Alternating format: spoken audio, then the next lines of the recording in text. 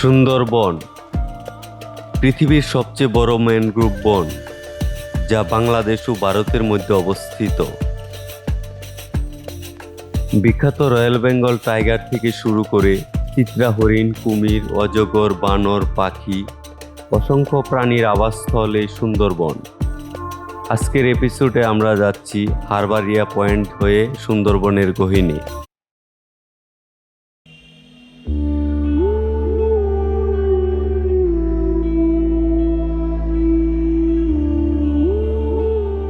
আমাদের যাত্রাটা শুরু হয়েছিল মংলা ফেরিঘাট থেকে। পশুর নদী দিয়ে যাবার সময় ছোট বড় জাহাজ, নদীর দুই পাশের সুন্দরবনের প্রকৃতি দেখে আমরা পৌঁছে গেলাম হারবারিয়া টুরিস্ট পয়েন্টে। এখান থেকে গার্ড নিয়ে আমরা সুন্দরবনের গহীনে প্রবেশ করব।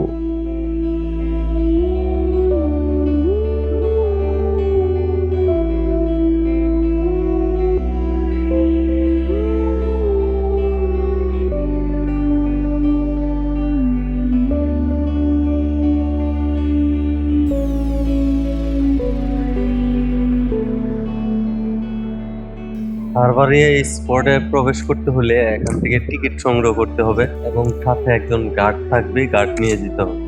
আমাদের গ্রুপের একজনকে পাঠানো হয়েছে কাজগুলো সম্পন্ন করতে, উনি আসলেই আমরা ভিতরে প্রবেশ করব।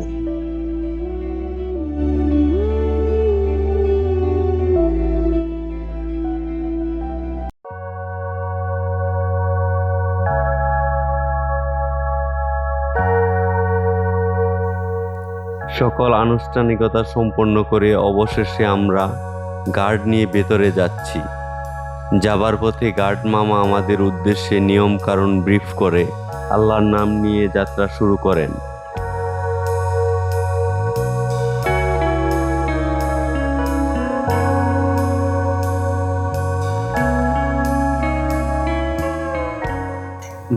বাঘ আসে কোন সময়? রাত্রে? সকালে আর সন্ধ্যে অনেক মানুষ সবাই আসে সুন্দরবনের রয়্যাল বেঙ্গল টাইগারকে দেখতে। আর আমরা প্রতিদিন নামাজ পড়ে আল্লাহকে দোয়া করি, আল্লাহ ওই প্রাণ জানি সামনে না বলে, মানে এতই হিংসা, এতই ভয়ঙ্কর।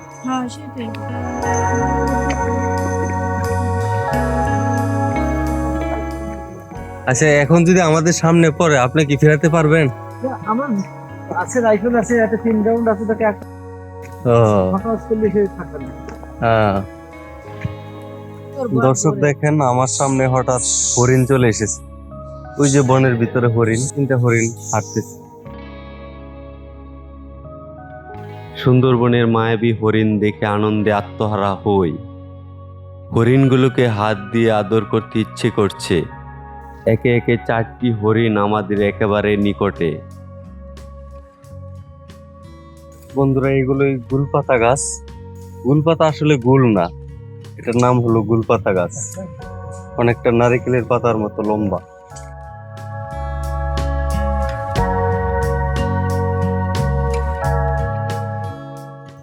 সেম সুন্দরী গাছের নেই, ওরকম এই কাঠ দিয়ে যদি কোনো কিছু তৈরি হয় 50 বছরের কিছু হয় না, এতই হার্ড।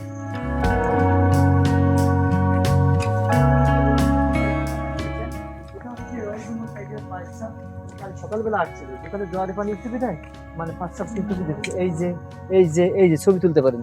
হ্যাঁ হ্যাঁ, ওই যে দেখছেন, এই যে এটা হরিণের পা, এটা বাঘের পা না? বাঘের পা। এই যে বাঘের পা, এই দেখেন এখানে বাঘ আসছিল, সকালে আসছিল না? হ্যাঁ, এটা বাঘের ছাপ। ওই যে বাঘের পাড়াগুলো দেখছেন, এখানে বাঘ চলে আসছিল। আমাদের গাইড বলল যে বাঘ চলে আসছিল এখানে।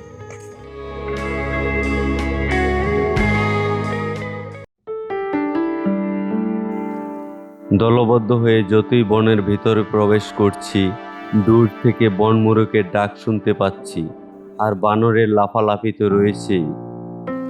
কখন বাঘ লাফ দিয়ে সামনে আসে এ নিয়ে দুশ্চিন্তা করছে। অনেকজনে প্রশ্ন করে, ভাই এইগুলো কি? সুন্দরবনের বিস্তীর্ণ অঞ্চল নিয়ে যেখানে সুন্দরী আছে আর যেখানে পশুর গাছ আছে সেখানে এই শ্বাসমূল আছে, আর এই শ্বাসমূলকে ম্যানগ্রোভ বলা হয়।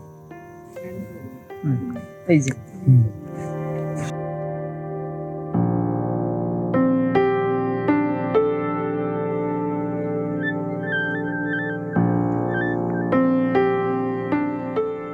হচ্ছে সুন্দরী। ঠিক আছে।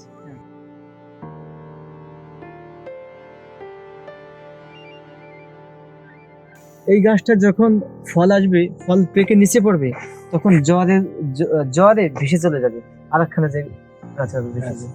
এইভাবেই সুন্দরবন সৃষ্টি।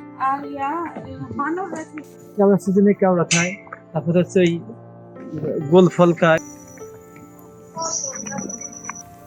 এর ভিতরে কি হরিণ পাওয়া যায় না? হরিণ দেখ হরিণ আছে, হরিণ সব জায়গায় ঘুরতে আছে। তো সবগুলো এই পদ গাছের ভিতরে থাকে।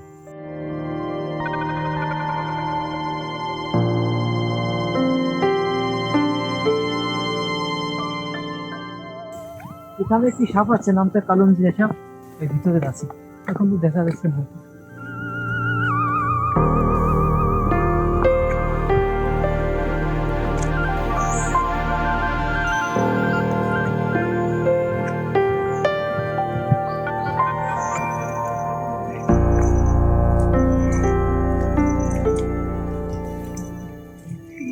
বনমোরগের ডাক শুনেন? দেখছেন, বনমোরগের ডাক শোনা যাচ্ছে। এই যে বাঘের পাও, মানুষের নাম ছিল না? বাঘের পা দেখছেন? বাঘের কথা শুনে ভয় পাচ্ছি আসলে। তো উনি রাইফেল নিয়ে আসছে, খুব একটা চিন্তা করি না। বাঘ হরিণকে দাবড়াইছিল, ঠিক আছে, তাই বাঘে সেখানে স্লিপ করছিল, ওই যে পাড়া আছে স্লিপ করার স্থানে। হরিণ হয়তো ওইখানে দৌড় দিয়ে ব্যাকে চলে গেছে, ও আর সামলাতে হয়নি গাছের কারণে, এখানে স্লিপ করছে। ওই যে পাড়ার সামনে। আর চারা জ্বালাইছে কিভাবে গাছে?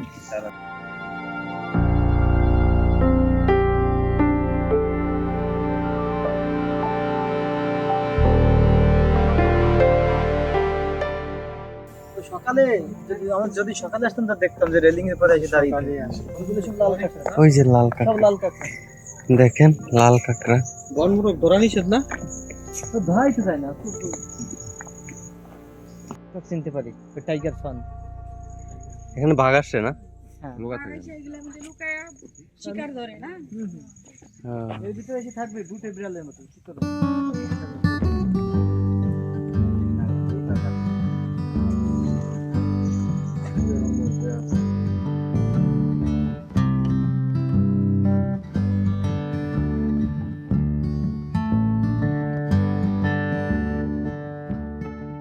জোয়ারের পানিগুলো আসতে শুরু করেছে, এই পানিগুলো এদিকে আসছে বনের ভিতরে। সুন্দরবনের ভিতরে একটা খাল দেখতে পাচ্ছি।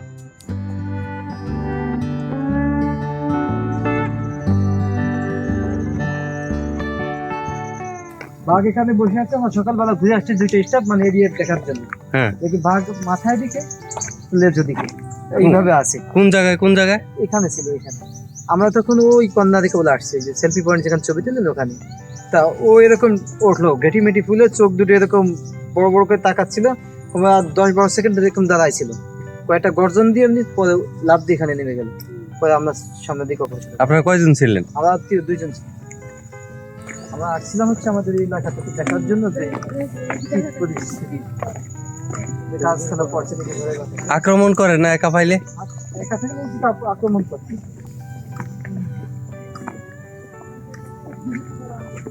তার মানে এই জায়গায় বাঘ আছে, আমি ভাবছিলাম যে হয়তো এই জায়গায় নাই। বাঘ আছে সুন্দরবন, আপনাকে তো দেখলাম পায়ের সাবান। হ্যাঁ হ্যাঁ, তাই তো। বাঘ আছে, এদিকে দুধ দিচ্ছে। হ্যাঁ, গোল বাগান, রয়্যাল বেঙ্গল টাইগার গ্রীষ্মকালে গোল বাগানে থাকতে বেশি পছন্দ করে, কারণ তখন থাকে নীরব এবং শীতল, ঠিক আছে, ঠান্ডা। তখন এই ভিতরে থাকতে বিশেষ করে পছন্দ করে, কারণ এখন তো শীতকাল, অতিরিক্ত ঠান্ডা বেদে কোথায় কোথায় যদি খোঁয়া যায়, ঠিক আছে, এরকম বাগান।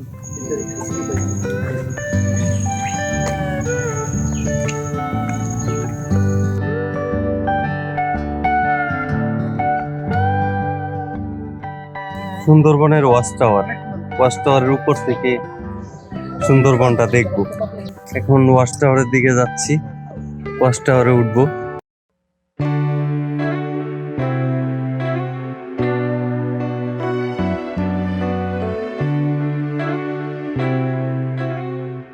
ওয়াচ টাওয়ার উপরে উঠে একবারে ক্লান্ত হয়ে গেছি। তো ওয়াচ টাওয়ার একবারে উপরে দাঁড়িয়ে আছি। উপর থেকে সুন্দরবনের দৃশ্য দারুণ। পশু নদীর দুই পাশের বিশাল সুন্দরবন।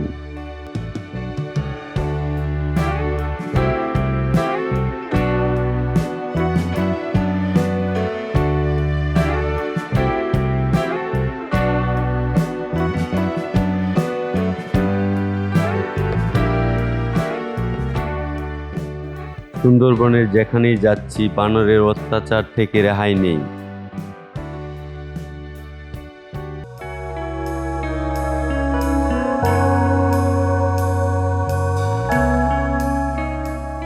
সুন্দরবন ভ্রমণ শেষে পশু নদীর তীরের গ্রামের সৌন্দর্য দেখে আমরা ফিরে যাচ্ছি।